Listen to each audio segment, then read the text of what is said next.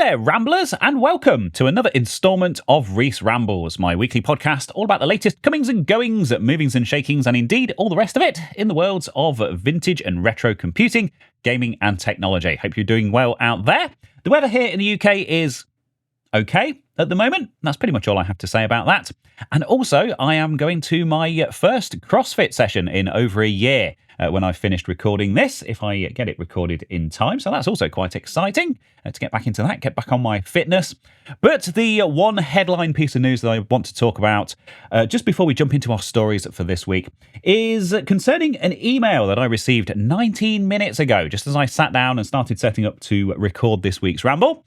And it seems that quite an important accolade has been bestowed upon us here at Reese Rambles. Quite an achievement that I just wanted to talk about for a moment. So, this is an email that I've received from podstatus.com. Don't remember ever signing up for this service. Maybe I did at some point. Maybe they just randomly spam people who have podcasts. I'm not sure.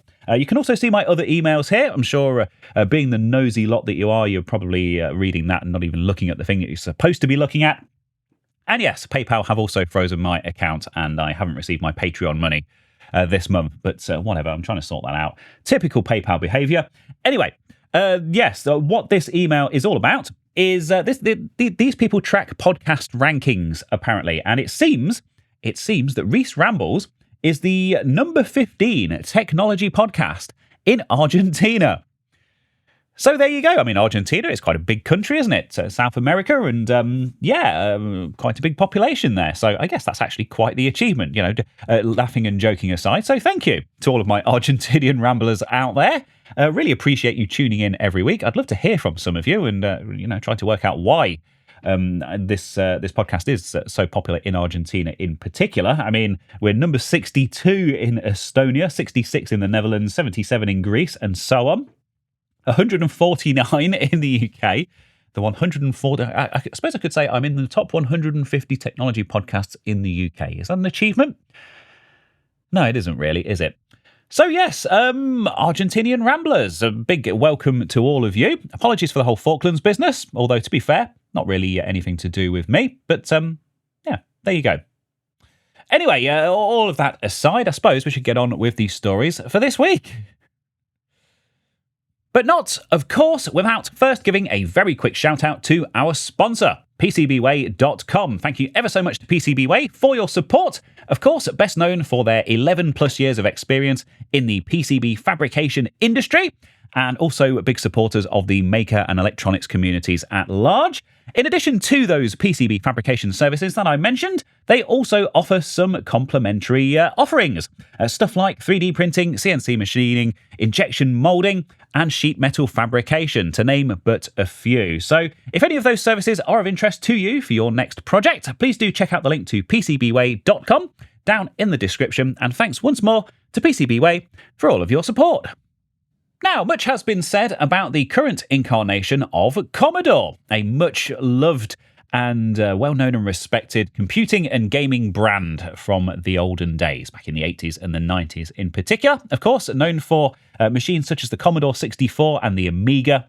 And much like Atari, their great rival from back in the day, they have seen something of a bit of a rebirth in recent years. And admittedly, I will be the first to admit that I was quite sceptical about it at first, particularly as it was headed up by a YouTuber, the wonderful Mr. Perry Fractic, of course, British retro gaming and retro computing YouTuber based over in LA, I believe. And when this whole thing was first announced, I think quite a few people were quite confused about the whole thing. But they have very much put their money where their mouth is and been churning out some rather interesting products and the like. And they've made some good hires and some good appointments and things. So I think it's only fair to shine a bit of a spotlight on their latest announcement from this week.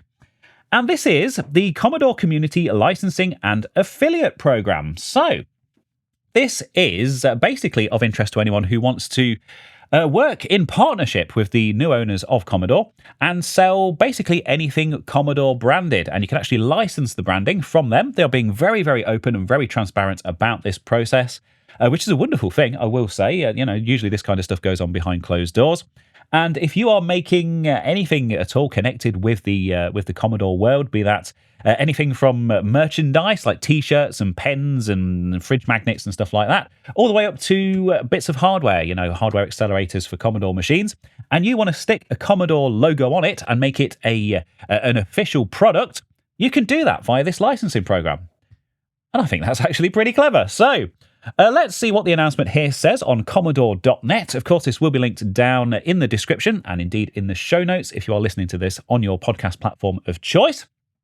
But let's see what the announcement here has to say. So, for decades, the Commodore community has been building things we love. Shirts, software, hardware accessories, and things that none of us would have thought of ourselves. All of it made out of love by people who never stopped believing in this brand. But there's always been a problem. No way to sort the great stuff from the not so great. No official home to call your own. Brilliant work sitting in a grey market alongside shoddy knockoffs with no signal for buyers trying to tell the difference. The community deserved better than that. And today, we're starting to fix it. So this is a big deal. A licensing pipeline was always part of the plan, a promise to the community. Now that every original Commodore 64 Ultimate pre-order is delivered, it's time to achieve the original goal and fulfill our original promise. And that bit shouldn't also go unnoticed, I will say, just to interject for a moment. They have indeed fulfilled all of those pre-orders of those Commodore 64 Ultimates, and the feedback across the board has been very, very positive about that hardware as well. So hats off to you, Commodore, and indeed Mr. Fractic. Look at him here with his best YouTube face on and his big red arrow as well. That's a, what is it? Is it the Amiga mouse cursor thing? That has been repurposed as a YouTube-friendly big red arrow. Clever stuff. Anyway, how does this work? So you can submit your project, hardware, software, merchandise, and what have you, and our team will guide you through the process. The first submissions will be among the first approved, which is the upside of joining early. So there are two paths. There is an official brand license, so you can have the original Commodore wordmark and logos on your product. There are stringent checks, there is a high bar for quality, and there is no guarantee that this will be awarded to you. But if you do pass the grade, it is a meaningful stamp from one of the most beloved names in computing history. And that comes with a 6.4% fee, a number that I will say the modern day Commodore is somewhat obsessed with, but with good reason, and there is an explanation for that in a second. You can also get the Marketplace affiliate, so there's another 6.4% fee for that, and that actually allows you to sell through their official Commodore online store. So you retain the ownership of your products and ownership of the fulfillment and the shipping, and commission is only collected on actual sales that are sold through the store. So you can have both of those things. You can have them as two separate offerings, and indeed, if you want both of them, there is a 12.8% fee, which, yeah, I mean, if you consider stuff like Steam and the Apple Store and stuff like that, I think they charge about 30%, so 12.8 to get yourself in front of that kind of audience. I don't think that's too unreasonable, is it? But anyway, they go on to explain that 6.4% isn't an accident. It's a nod to the best-selling desktop computer of all time. Of course, the Commodore 64, 6.4.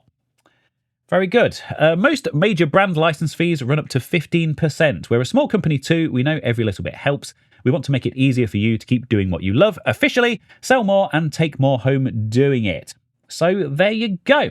Now, this is in open beta at the moment, and there is an official link for this, which is commodore.net/licensing. So you can click through to that, and there is a very simple form here, just explains the whole process. You can submit all of your details and details of your products, photos, link to an official website if you have one, and then go through the approvals process and get your official blessing from Commodore. Quite an interesting angle on this and how they are being so open about it all. I think it's a good initiative. I actually quite like it. Hopefully that high bar for quality that they talk about is actually enforced and we don't end up with the Commodore logo on a complete and utter load of tat. But to be fair, that is the kind of the current situation anyway. So I think the aim with this is to try to tidy that up a bit. Wonderful, wonderful stuff from Commodore, and a fantastic opening story for this week's Ramble. A story now that should be of great interest to my fellow musical ramblers out there. Indeed, I use the word fellow because I do like to count myself as something of a musician, and I'm a bit of a lapsed musician, I will say. Very occasionally I'll pick up the guitar or sit down at the piano and have a bit of a tinkle for a few minutes, but it is really something that I would desperately like to get back into. I'm just kind of struggling with hobbies and things at the moment. And just to kind of fill in a bit of the backstory as well, because we do have an hour to fill here. If you have been following me for any length of time, you will probably remember my previous studio. Indeed, if you watch my videos on YouTube. And I moved into this studio in September of last year, believe it or not. So I've been here, 9 months now? How the time has flown. But in a previous life, I used to live, elsewhere. And I had a previous studio which was very, very similar to this one. But it was different in a few key areas. And one of those things was one of the pictures that I had on the wall in the background that was in many of the shots that you saw in my videos. So I want to talk for a bit about this, because I've not really talked about this at all publicly. This is my old band that I used to be in called Titan. We used to play around Leicester. Yes, we do have some of our stuff up on YouTube if you want to go and try and have a look for that. And that's me. That's me playing the bass. This was 10 plus years ago at a local Battle of the Bands type competition. We actually had a call, just an interesting story about this. I'll put this down now. We actually had a call from one of the organisers of said competition, and it was at the Musician in Leicester, which is actually quite a prestigious venue. I think was it the only time we ever got to play there? I think it was. And the organiser, she said, you've been shortlisted for this competition. We've had all the heats and things. We're on to the final now.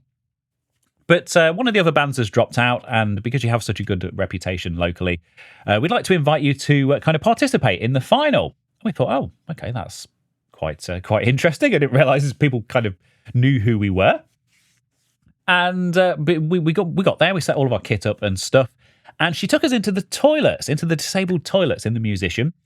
And she said, by the way, the winner of this competition has already been decided. You're just here to basically fill a slot, and you don't have any chance of winning this thing. And you can imagine how we felt about that. I mean, to be fair, I don't think we really felt that we had any right to win it anyway, having not participated up to that point. But the fact that the winner had already been decided, and we actually found out afterwards that the band that won, and I won't name that band because I think they are still active, was actually, one of the members was actually the son of the woman that was organising the competition, and who told us that the winner had already been pre-decided. Or predetermined, I guess. So make of that what you will. Nepotism alive and well in the Leicester music scene. But there you go. Not like I've, carried that grudge for the past 10 years. Anyway, this email that landed in my inbox this week is from a company that I signed up for. I signed up to their mailing list a few years ago because I'm very interested in their products in particular. And that company is Fender. You may have spotted that I am playing my Fender Aerodyne jazz bass in this picture. One of my favourite things that I own in the whole world. It's an absolutely lovely thing. And I am a big fan of their instruments and stuff, despite the fact that they are kind of going around suing people at the moment. But that's a different story that's not related to the whole retro gaming computing thing. But this is, believe it or not. So, this marvellous thing is the limited edition Fender X PAC-MAN Player 2 Telecaster that they have launched. It is a limited edition thing. It's part of the PAC-MAN anniversary celebrations that I have talked about in the past. Obviously, we had that Atari 2600 Plus PAC-MAN edition, and there's been a load of other kind of releases and merchandise and stuff around this. But they've done an official Fender Telecaster PAC-MAN guitar, and look at this thing. This is glorious. I don't even know how to describe this. To those of you who are listening to this, on your podcasts and on your commute and stuff. So please do check out the link to the product page, because I'm really not sure how to describe this. It's a Fender Telecaster, and it has a screenshot from PAC-MAN as basically the graphic that covers the entire body of this thing. And the way that they've done it, I think, looks absolutely brilliant. So basically, kind of in the between the bridge and the neck area, we've got the central kind of ghost monster closet box holding area type thing. They've lined that all up quite nicely. It's got this lovely symmetry to it, with it being the Pac-Man maze and things. And we've got the four ghosts and Pac-Man himself featured on said guitar. I think this is really well done. I really like it. And It's £949. And when I saw this thing come through, I mean, I don't own a Fender Telecaster. I do own some guitars with the 6 strings, even though I am predominantly a 4-string guy. I do like to pick them up and have a bit of a strum from time to time. And I have always wanted a Telecaster. I've always loved the shape of them. I think they are, really kind of iconic, really a cool shape. And it's Pac-Man. I mean, £1,000 on a guitar. I'm not sure I can justify that. Really. I have been tempted to contact Fender and say, look, I run a retro gaming channel and I'm also a musician. Would you like to send me one of these things for review? I think that's probably pushing my luck a little bit too much, isn't it? But anyway, fingerboard is rosewood, which is great. That's, one of the kind of higher end offerings, I believe. It also has an alder body. Is it alder or alder? I never know. Also, again, kind of, one of the better woods that you can get for guitars, as is my understanding. And indeed, it is officially licensed from Bandai Namco, as you might expect. Look at that. There's a close-up shot of the body just there. Apologise if I'm stuttering a bit here. I am getting very excited at the sight of this thing. Look at this. Look at it. That is marvellous. Made in Mexico, I've just spotted based on the serial number. So that is that. But it has the Pac-Man graphic printed older body. It has a modern C neck profile with a 9.5-inch radius rosewood fingerboard with rolled edges. It's got the Player Series Olnico 5 single coil tele pickups. It's got a 6 saddle string through body tele bridge with block steel saddles, and it has classic gear tuning machines.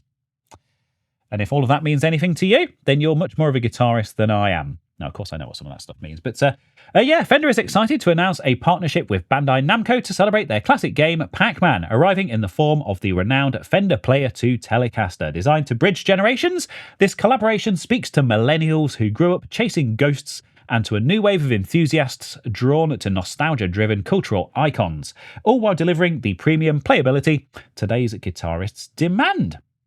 Developed in close partnership with the Pac-Man brand team, the guitar features a fast and fluid modern C-profile neck, 9.5-inch radius fingerboard with rolled edges, 22 medium jumbo frets. How are they medium and jumbo at the same time? I don't know, the mind boggles. And makes a bold visual statement with a graphic of the iconic Pac-Man game on the front and the classic Pac-Man logo on the back. And it goes on to talk about the pickups and all the other electronic stuff. It's more than a collector's piece. It's a fully loaded instrument where arcade legend meets Fender legacy. And I love this thing. I think this is brilliant. Please do check out the link to this and have a look at some of these photos. That will be linked down below alongside all the other stories from this week's Ramble. Also, let me know, shall I spend £949 on a Fender Telecaster because it has Pac-Man on it? I tell you what, I could claim it as a YouTube channel expense, couldn't I? If I stuck it on the shelf behind me. Now there's a thought. From one much-loved gaming character to another next, and indeed another that will be familiar to multiple generations of gamers. One of those characters that has truly stood the test of time. I am talking about Sonic the Hedgehog, of course, from Sega. Hopefully needs no introduction, perhaps best known from the original Mega Drive or indeed Genesis game. But a really successful series of games over the years. We had Sonic Adventure on the Dreamcast as well, I think is always worthy of a mention. And a series that has had its ups and downs over the years, has seen its fair share of releases over the years, and also its fair share of unofficial ports to platforms upon which it was never intended to appear. We saw a port of Sonic to the Amiga quite recently, which was a very impressive technical feat indeed, and now we have another one to another platform. So, without further ado, let's talk a little bit about this. So this is a story over on timeextension.com, and this is an unofficial port of Sonic the Hedgehog to the ZX Spectrum Next. Of course, the reborn version of the Spectrum, an FPGA-based machine, which started off as a crowdfunding campaign. I think they've had 3 different campaigns now. They've all been massively sold out and oversubscribed. A really popular machine, and quite rightly so. You know, a huge amount of work has gone into it, and it has proven to be a very, very cool platform. And from one 8-bit to another, writes Damien McFerrin here on Time Extension, Sonic the Hedgehog comes to the ZX Spectrum Next, in an unofficial capacity at least. Homebrew developer Dave18, or Dave Douglas to give him his real name, the same talented fellow who ported the Master System title Astro Warrior to the ZX Spectrum Next, has done the same trick with the 8-bit version of Sonic the Hedgehog. While it's very much a work in progress, the beta version remains an impressive feat and shows just how versatile the next generation Spectrum is. Following on from what I learned getting Astro Warrior from the SMS to the Spectrum Next, I thought I'd try my luck with Sonic, says the developer, who acknowledges that there's still a lot of work ahead to bring the project to a satisfactory conclusion. Sprite and tile map prioritization, for example, has been implemented at a basic level. If Sonic is behind the tile map, then all sprites in the central playfield appear behind. This is particularly noticeable on Stage 1 Act 2, as when Sonic is in the water, his top half disappears, says Douglas, who says he will address this issue in a future update. Of course, this is very much in beta. But you can download it. There is a link to download it from the itch.io page, dave18.itch.io. It is name your own price at the moment, so if you just want to grab it and check it out and perhaps contribute some useful feedback to Dave, I'm sure that would be very much appreciated. And it supports the Kempston joystick interface on port 1, so that's an Atari it's a style joystick on the Spectrum. 50 or 60 hertz refresh rate. It also has some built-in cheats for infinite lives and things which apparently will be disabled for the final release. They're just there for testing. We have all stages implemented. We've got all enemies and bosses. We've got all music and sound effects. We've got the special stages, and we have both endings in there as well. Spoiler alert.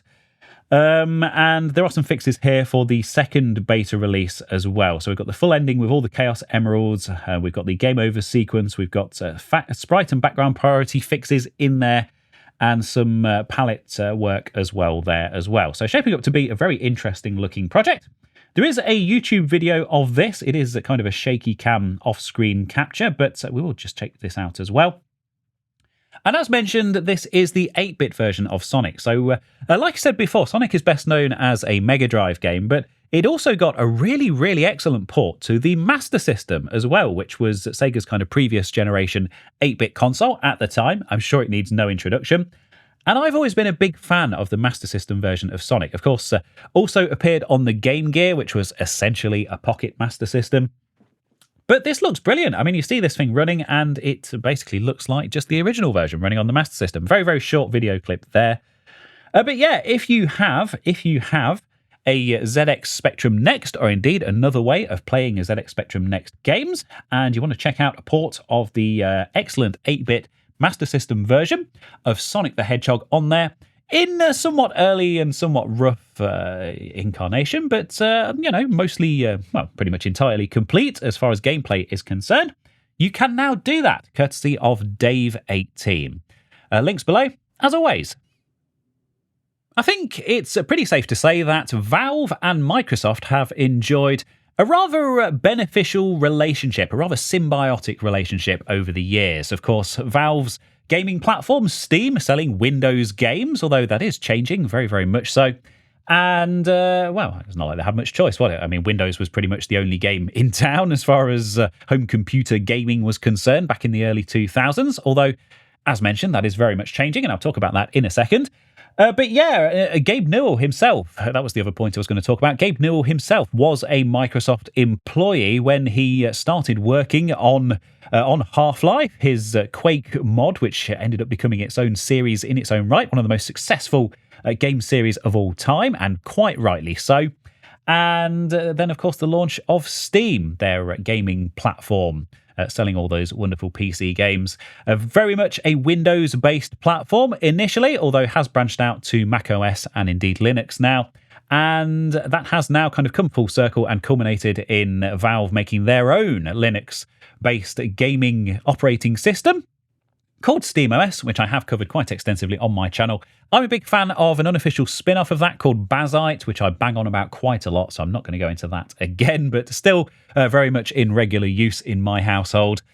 And of course they do still have that very close relationship with Microsoft. And some people are now saying that that relationship is a little bit too close, and that is not a good thing for the gaming industry and indeed the market as a whole. And that has resulted in a lawsuit being filed to do with collusion and price fixing. Now, this is being reported on a site called Aftermath, aftermath.site. And the headline here, this story by Nicole Carpenter, gamers sue Microsoft claiming it colludes with Valve on store pricing. A new lawsuit filed Sunday in Washington court claims Microsoft is in cahoots with Valve. Now, this is a lawsuit aimed specifically at Microsoft itself, not directly at Valve, so that's quite interesting. And there are some quite interesting details here. So, two gamers are suing Microsoft over Valve's alleged anti-competitive practices. Stay with me here. Max Rockman and Randall Mooring filed the proposed class action in Washington court on Sunday, alleging that Microsoft takes kickback deals from Valve as remuneration for agreeing not to compete with Steam. Without the cooperation of some of the biggest PC game companies in the world, Steam could not have achieved and maintained the dominance it has enjoyed for at least a decade now, they wrote. Microsoft is one of those companies. Rockman and Mooring claim in the complaint obtained by Aftermath that Microsoft and Valve have agreements over release dates and prices, and that those agreements stifle competition and put a major burden on ordinary gamers who have paid higher prices than they would have in a competitive market and have suffered from reduced game quality and choice as well. I must admit, as a huge fan of Valve and of Steam, just to interject personally for a second, I don't really get this. I mean, I've always kind of described Steam as, kind of everyone's favourite monopoly because it's such a convenient platform. They're very kind of consumer friendly. They do have some excellent sales and things. And yeah, I don't know, criticising Valve and Steam. I mean, I guess a monopoly is never a good thing, but there are other game marketplaces out there. GOG, of course, which I talk about quite a lot. They're more than free to compete. Also have some excellent sales and things of their own, and also a platform that I use. So yeah, is this making gaming a worse experience on PC for everyone involved? Don't know, I'm not sure I quite see it. But anyway, we'll get back to the story. The plaintiffs' lawyers include the Butcher Law Firm, which is one of the firms that attempted mass arbitration against Valve in 2023 and 2024. Valve sued the law firm for tortious and interference and extortion. The case got dismissed in September 2025. Valve has since removed the arbitration clause from its user agreements. They are agreements to do with whether people are allowed to sue for certain things, aren't they? But anyway, the two gamers say Microsoft and Valve have admitted to this sort of behaviour. They cite an ongoing lawsuit in which Valve is attempting to vacate an arbitration award. In one document filed by Valve itself, in that case, the company references a 2011 arbitration hearing in which the arbitrator declared that a clause in a distribution agreement between Valve and Microsoft constituted unlawful horizontal pricing. Valve disagreed with the ruling and outlined why in the document filed in the case in May, specifically that the arbitrator didn't follow the rule of law and that the Microsoft agreement with Valve only impacts Microsoft's pricing of its own games. There's a load more information here and stuff that they are citing. Yeah, the main new thing in here, I mean, that arbitration clause was very real and was included in Valve's contract. That they have since removed that, since being sued.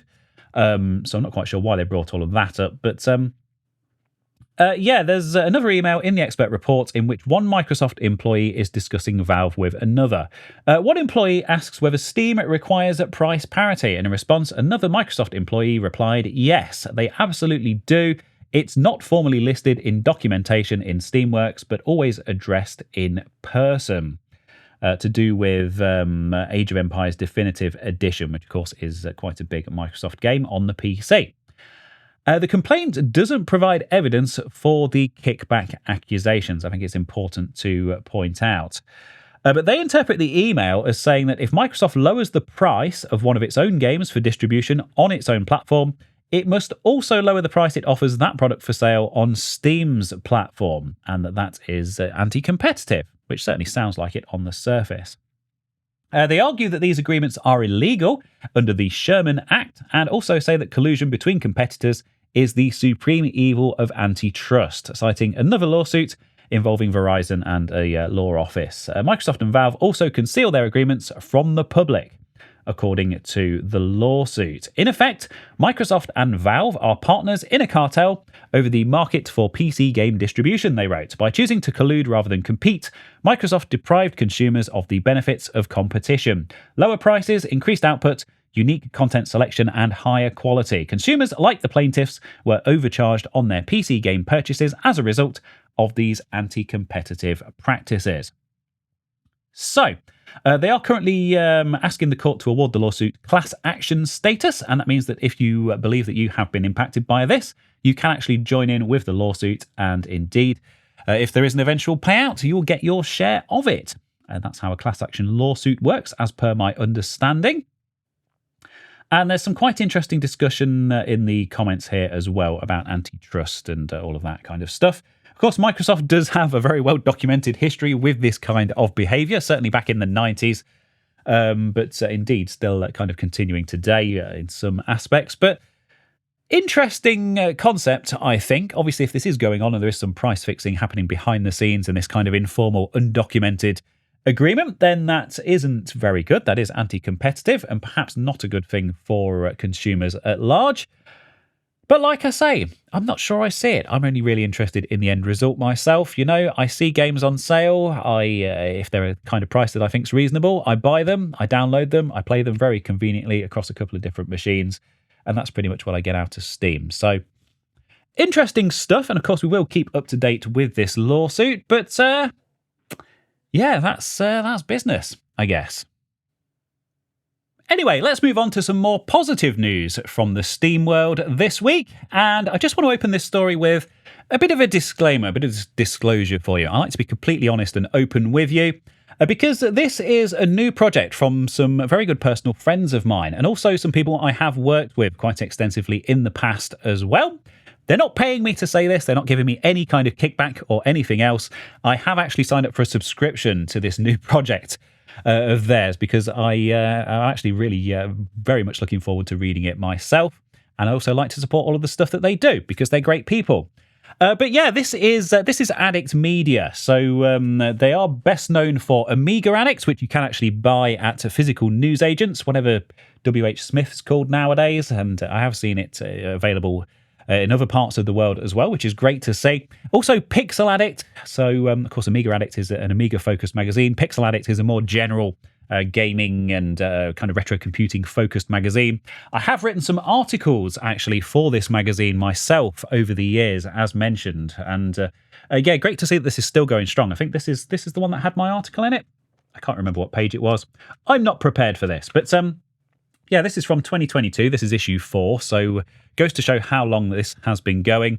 And they also published Atari Addict, this kind of one-off special as well. And I wrote a few articles. There's quite a big Atari STE 4-page spread thing that I did for them in this, which I was really, really proud of. Huge amount of work went into that. So, yeah, great people.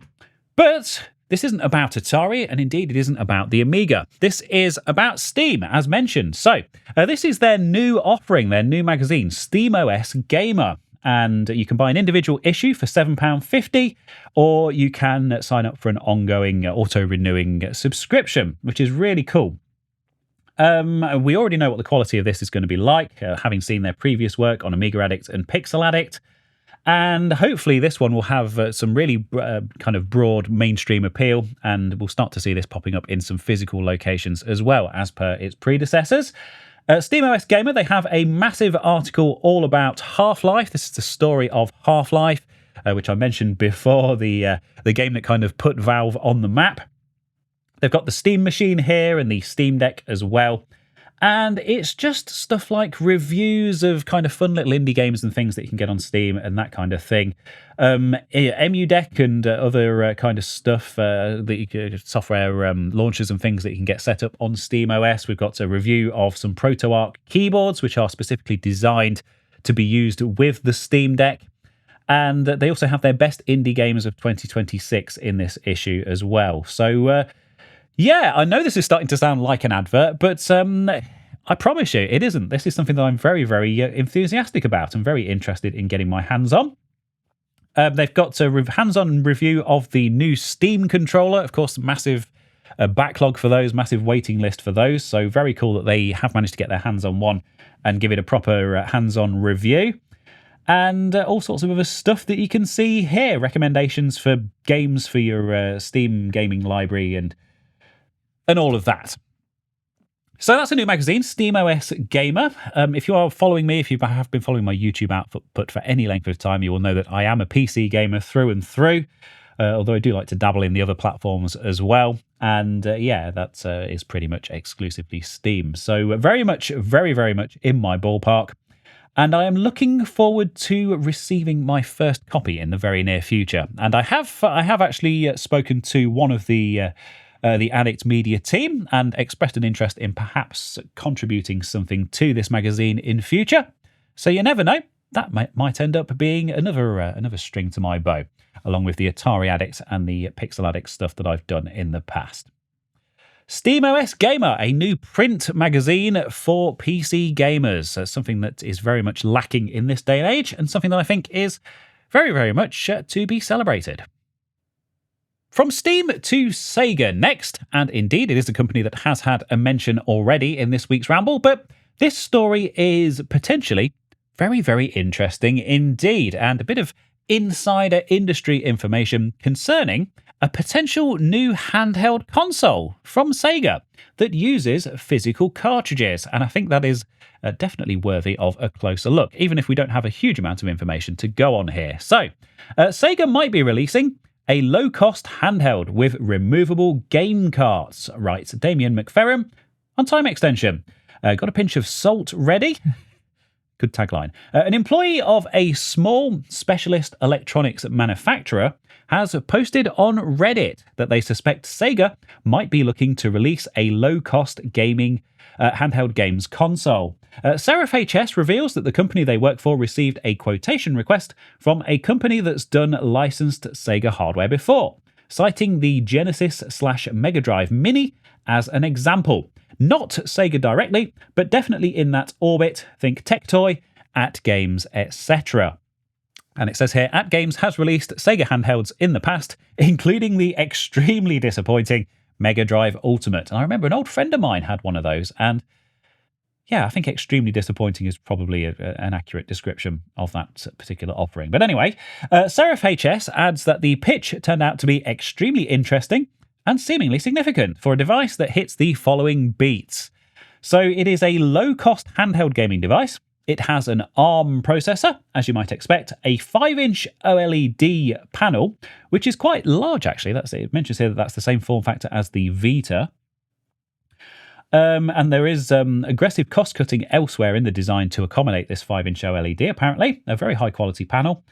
Seemingly pretty limited internal storage and removable game cartridges. So I think that's the most interesting part of this, that this device has to support removable cartridges. But will this be something along the lines of the Atari Plus platform that's designed to support older games? You know, is this going to be 100% backwards compatible with, say, the original Game Gear and support the original cartridges for that? I think that's unlikely. Game Gear cartridges aren't as easy to come by as, the old Atari cartridges. And also, I think the next 2 points do kind of clarify this a bit as well, because there's no mention of 3D acceleration at all.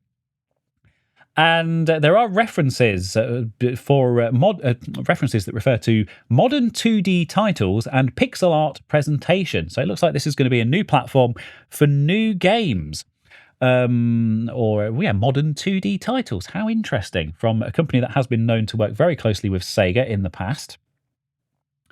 There was, of course, the Japan-only Game Gear Micro that does get a mention here. I think they did 4 different versions of that, 4 different colours, and you got, I think, 4 or 5 different games built into that, depending on which colour version you bought. But they weren't released outside of Japan. Very, very collectible, very desirable. Of course, a lot of them imported to various parts of the world, or exported, I guess I should say. But anyway, the story goes on to say that the cart design is the most interesting element of the whole pitch, as it is not the usual high-capacity consumer NAND you'd expect of a modern handheld. It looks like low-capacity industrial eMMC modules, and these are readily available and have not caught up in the AI memory price inflation. How interesting. This would mean a smaller storage capacity, which SegaHS speculates could target 2D games. The wording makes it sound less like a retro emulation handheld and more like a dedicated 2D platform with physical media. SegaHS continues, we often see pitches like this that never end up going anywhere, but I would put money on this being from Sega. Of course, the story goes on to mention stuff like the Evercade and the Super Pocket handhelds. The Evercade, of course, a massively successful handheld and also a home gaming TV console that takes those interchangeable cartridges. I owned an Evercade for a while. I really enjoyed it. I decided that due to some of my more obsessive traits of my personality, that it wasn't healthy for me to own one because I was spending a fortune trying to collect every single cartridge they released for it. And so I did end up selling that one on. But still, very cool platform. And of course, they do the Super Pockets, which are these licensed handhelds, kind of very high quality things as well. And indeed, it does point out here that Sega hasn't collaborated with them on an Evercade collection yet either. So there isn't a Sega collection available for the Evercade. Is that potentially because they are working on their own competing product? I think all the pieces do seem to fit together, don't they?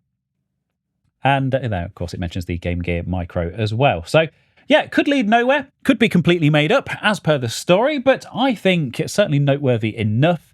And yeah, it'd be interesting to watch this space and see what comes out of this. All sorts of hits and misses, as mentioned, over the years with Sega, not only with Sonic, but also with their hardware projects as well. Hopefully, if this does come to fruition, it will turn out to be one of the bigger hits, because that would be very cool to see.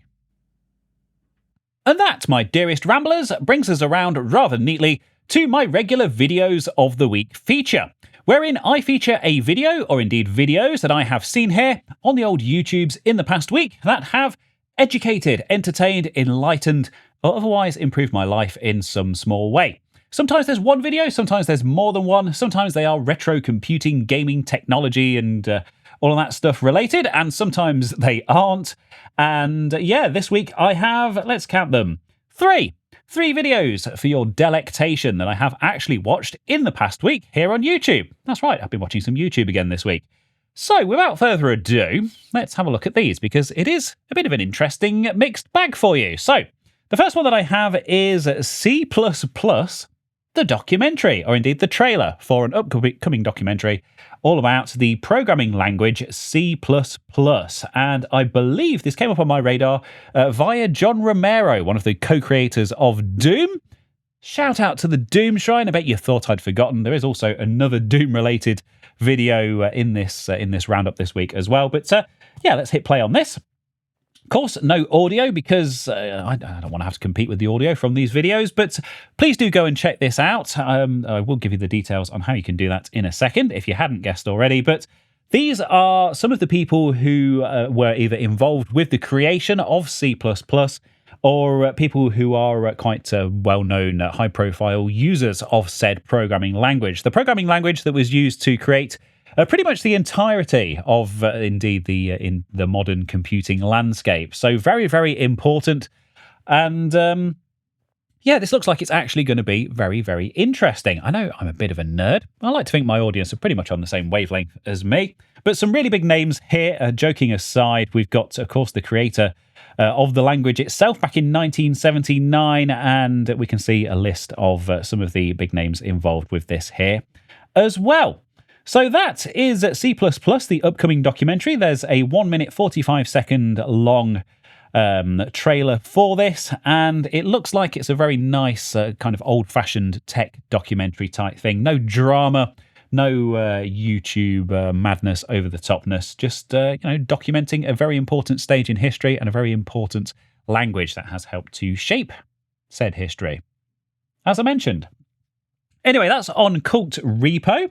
So do go and check that one out. The next video I have for you is something very, very different indeed. This is a channel I've talked about quite a bit in the past, and it is Civvy11 with his rather unhinged gaming documentaries. But I thought this one was of particular interest because this is a game called Ken's Labyrinth, made by Ken Silverman. And it's a name that you've probably heard bandied about because, of course, Ken Silverman was responsible for the build engine, which was used to create Duke Nukem 3D, among other kind of high-profile and very well-regarded games. And he started off by creating this 3D game engine, which actually competed with Wolfenstein 3D back in the day. And you have to bear in mind that id Software, Carmack and Romero and the rest of them were at the absolute top of their game as far as PC game development was concerned. Of course, they created Wolfenstein 3D and then Doom.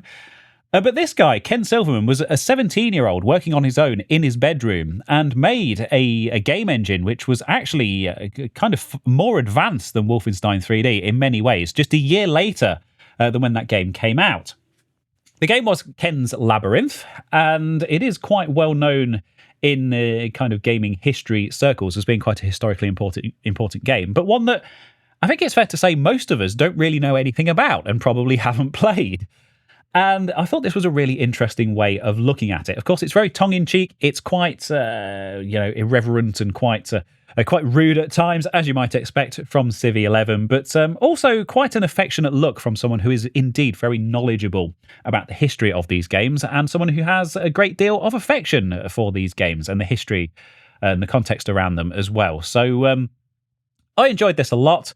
I think I've learned everything I need to know about Ken's Labyrinth now without having to play it. But I mean, just watching some of this footage here, we've got these interactive elements. We've got vending machines that you can buy power-ups from that affect the game in certain ways. We've got keys, different coloured keys. We've got quite a wide range of weapons that, have all their own kind of strengths and weaknesses and things like that. A lot of stuff over and above what Wolfenstein 3D had to offer, and the stuff that we wouldn't see again until Doom a year later. And again, this was made by a teenager working on his own in his bedroom, who went on to give us the build engine. So cool bit of information about this game and also about the build engine and about Ken Silverman himself. And I thought it was very educational and also quite entertaining. 27 minutes and 56 seconds. So it's one to stick on your TV and sit down and have a proper watch of. And don't really know much else to say about that. Great video. The dog, by the way, is Sparky, who is very central to the story and does actually feature as a sidekick in the game, a very annoying and badly programmed sidekick, I will say. And that's quite a funny moment kind of later on in the video. But the third video that I have for you, the third and final video, is from Modern Vintage Gamer, MVG. Let's just wind this back to the start. And again, this is a Doom-related video, so I guess we've had C++. We've got John Romero contributing to that documentary about the history of C++, which of course was used to create Doom. We've got Ken's Labyrinth, which was a first-person shooter, which was around back in the days of Wolfenstein 3D and Doom, and kind of a competitor to those games. And now we've got a third video about Doom. I bet you were thinking there wasn't going to be any Doom content in this week's Ramble, weren't you? You should have known better. But this is about the Neo Geo. Of course, that's really... I've used the word iconic far too much in this week's Ramble, I will say, and I do apologise for that. But what other word is there for the Neo Geo console? Of course, Japanese console from SNK used the same hardware internally as their arcade machines.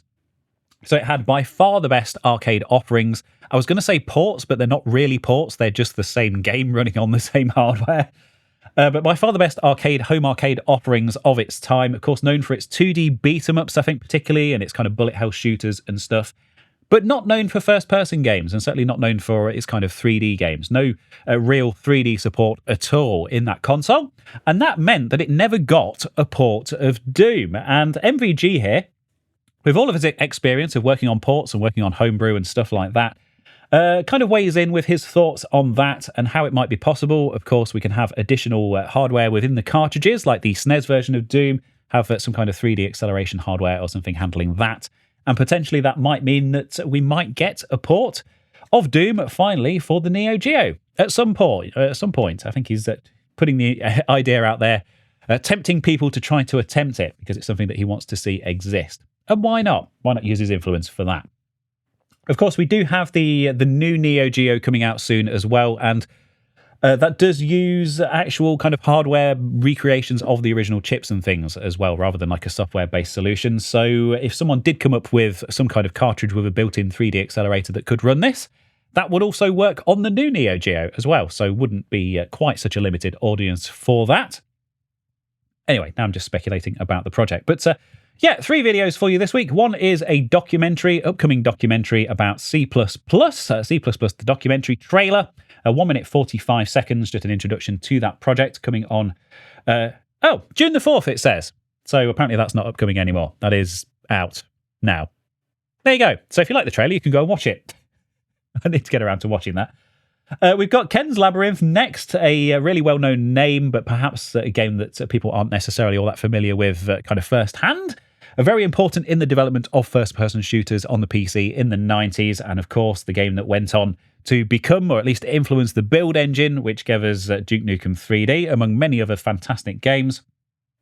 And finally, we have a rather technical deep dive into the reasons why Doom was never officially ported, or indeed unofficially ported, to the Neo Geo, which I thought was a good watch. I really love MVG, like he's really in his element when he does these technical things and uses his own development experience. Of course, he worked for Night Dive Studios. He was responsible for the ports of MAME to the original Xbox and a load of other kind of OG Xbox homebrew.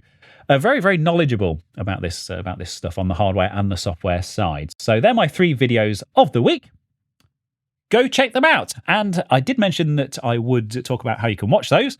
If you haven't gathered already, everything that I talk about in these rambles is linked down below. If you're watching this on my second YouTube channel, youtube.com/ReeseRambles, the links are down in the description.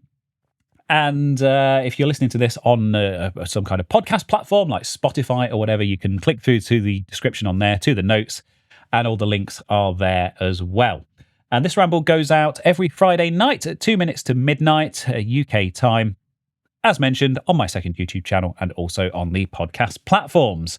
So I just want to give a bit of a shout out to some of my Discord community, people who have submitted stories this week and indeed discuss them over on my Discord. If you want to come and join us, you certainly can do. You've been more than welcome. And we chat about all sorts of interesting stuff over there. The link is down in the description as well, or it's over on my website, control.reese.com. We've got Sozzled, we've got Technic, Hardly Vorgan, Gaz, Steve's Tech Shed, DBK, Garrow, Suze, Rob Crowther, Pete, Life Size Teddy Bear, Mike C, who is a new member, so welcome to Mike C. And Mike actually posted a video all about the history of Microsoft NetMeeting, which I was going to make one of my videos of the week, but I haven't actually watched it yet. I do want to watch that because I did use NetMeeting back in the day, or at least have a play with it as a teenager. And I thought that looked like a really interesting video. So I haven't forgotten about your video, Mike. Thank you for posting it. We've also got Manemo, of course, a special shout out. But another new member that we had this week was MX Autumn, also known as Photo Gabble, who has been very active. So I just wanted to give a special shout out to you as well. Thank you for joining us this week. Very involved in lots of different chats on lots of different subjects, and you have very much slotted straight into our community. So always great to meet wonderful, like-minded people within the community. So that is that for this week's ramble, but I did have something else posted, just one more thing that I just wanted to give a very quick shout out to and a quick look at. And we're going to do that now, just before we wrap things up for the week. So this is a Kickstarter. This was posted over on the Discord. No affiliation, no connection. I don't know who these people are, but this looks like a really cool game, and it is available on all sorts of interesting platforms, including the Neo Geo that I just talked about. So there is a connection there. This is called Metro Siege, and it is a 16-bit beat-em-up. And if you are familiar with games like Streets of Rage or Final Fight, stuff like that, these side-scrolling beat-em-ups, we got Double Dragon, we've got the Turtles games, of course, arcade games from back in the day, then this will be very much up your street by the looks of it. It's also, I will also say, releasing on the Amiga. So if you're an Amiga person, and I know a lot of you are, yeah, there's going to be a side-scrolling beat-em-up that looks very, very, very clever and very high quality, releasing on the Amiga in the near future. There's also a PC version to round out their 3 offerings. So, a true 16-bit co-op beat-em-up that feels different at its core for the Amiga, the Neo Geo, and digital. So this has a goal of £13,840, but it has surpassed that, 20,736, which is great to see. 133 backers, and it has 29 days to go. You can make a pledge still if you like, so you can get the digital edition for €13, which gives you all 3 versions on all 3 platforms. Of course, as downloads, you can get the Amiga DVD case edition. There's the digital collector's edition. There's the bigger digital collector's edition that comes with stickers and all sorts of stuff. CD and USB key edition, which comes with even more stuff. Amiga floppy disk edition, early bird digital edition. All sorts of different editions of this game. I can't possibly go into great detail about all of them. But we have some ultimate editions as well, which are €300 and come with trading cards, badges, stickers, physical cartridges, magazines, of course, the game itself. Very, very well thought out packs for this project as well. You know, game on USB stick and all of the rest of it. So the description here just says that you can unleash your large arsenal of punches, kicks, knees, stun moves, special attacks, elbow drops, and more to rid the streets of the rival gangs who captured the city in a massive riot. Fight your way through many varied districts of the city as you battle your way to the final boss and his henchmen. And yeah, you can fight solo. You can have a partner join you via CPU or a second gamepad. There's 3 characters to choose from with alternative versions for each, with very different fighting styles and appearances, sophisticated combat mechanics, blocks, weak attacks, strong attacks, kicks, punches, drop kicks, all of that stuff that we've mentioned. And the gameplay kind of evolves as the game goes on, with enemies becoming more skilled and all that wonderful stuff as well. Very, very well thought out project. It looks like it is quite far down the line already, with some really fantastic footage. We've got introductions to 2 of the 3 characters here. We've got demos of the music as well. We've got some stretch goals, which means that if the project meets particular goals, people will get extra trading cards or an extended soundtrack, a boss rush mode, or indeed the ability to play as the bosses. And we've got introductions to all of the team involved in the project here as well, as you might expect from a Kickstarter. I don't like to recommend Kickstarters too much. I know I do feature them reasonably regularly, but they're always projects that I think look finished and are kind of well known and well documented from the community, and that I do think actually have a reasonable chance of actually happening. And this very much fits the bill with all of those. I think this looks like a wonderful project. So I just wanted to give them a big shout out as well, just to round out this week's Ramble. But that's all I have for you for this week. So thank you ever so much for joining me. I've already given you the details on how you can watch this and indeed listen to it every week. You probably know that as you are here. But yeah, that's all I got for you for this week's Ramble. So thank you ever so much once more. And I think all that's left to say is a big goodbye. I'm off to my CrossFit class in half an hour's time. Timed that absolutely perfectly. And I shall see you on the other side. Bye.